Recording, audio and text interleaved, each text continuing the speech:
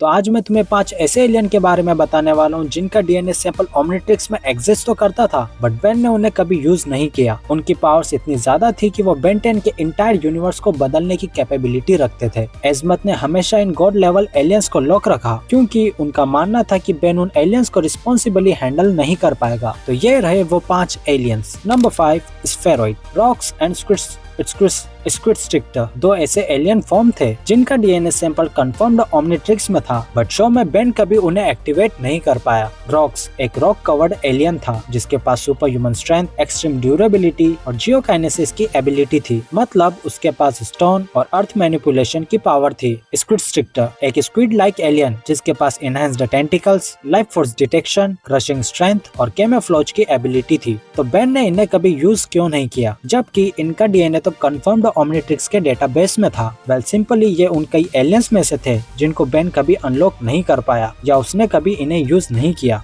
Number 4, unknown time manipulation species, जो कि एक क्रोनोसेपियन का ही वेरिएंट है। होम प्लेनेट अननोन है और जिसके पास क्रोनोकाइनेसिस यानी टाइम कंट्रोल की ability, time travel, time race यानी किसी भी ऑब्जेक्ट या बीइंग की एज को मैनिपुलेट करने की एबिलिटी और टाइम रिवर्सल की पावर थी। तो बेन ने इन्हें कभी यूज क्यों नहीं किया जबकि ये स्पीसी हमें विलन के तौर पर जरूर दिखा? वेल इसका रीजन है ओमनिट्रिक्स को कभी इनका स्टेबल डीएनए मिला ही नहीं, इसीलिए बेन उनका ट्रांसफॉर्मेशन अनलॉक नहीं कर पाया। और अगर बेन के पास एक और टाइम कंट्रोलर होता तो क्लॉकवर्क का इम्पोर्टेंस कम हो जाता। नंबर 3, स्लज पपी, जो कि एक स्लज या जेलेटिनस शेप शिफ्टर है और इनका भी होम प्लेनेट अननोन है, बट ऑफनली ये अर्थ के प्लम्बर एक्टिविटी के अराउंड एसोसिएटेड होते हैं। इनके पास advance molecular shape shifting, regeneration, sludge projection, enhanced durability और इमोटिलिटी है। ये कॉस्मिकली पावरफुल तो नहीं है, बट इनकी रीजनरेटिव और मॉलिक्यूलर लेवल पर शेप शिफ्टिंग की एबिलिटी इन्हें इम्पॉसिबल टू किल बना देती है। तो बेन ने इन्हें कभी यूज क्यों नहीं किया? Sludge puppy extremely powerful shape shifter होते हैं, बट उनका डीएनए बेन के ओमनिट्रिक्स में कभी अनलॉक हुआ ही नहीं। और अगर बेन को इनका एक्सेस मिलता तो इतने ड्यूरेबल और पावरफुल एलियन को कंट्रोल करना थोड़ा मुश्किल हो जाता। Number 2,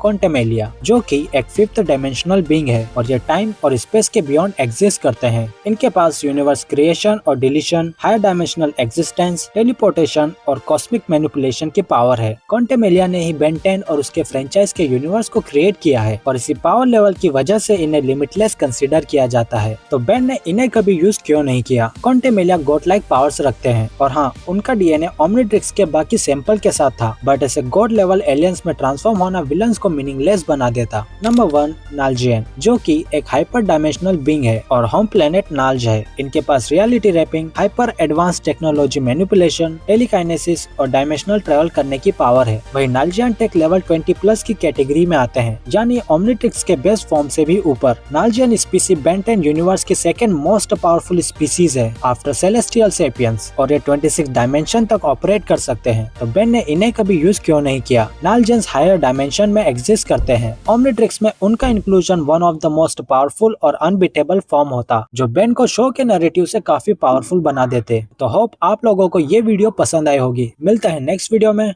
bye.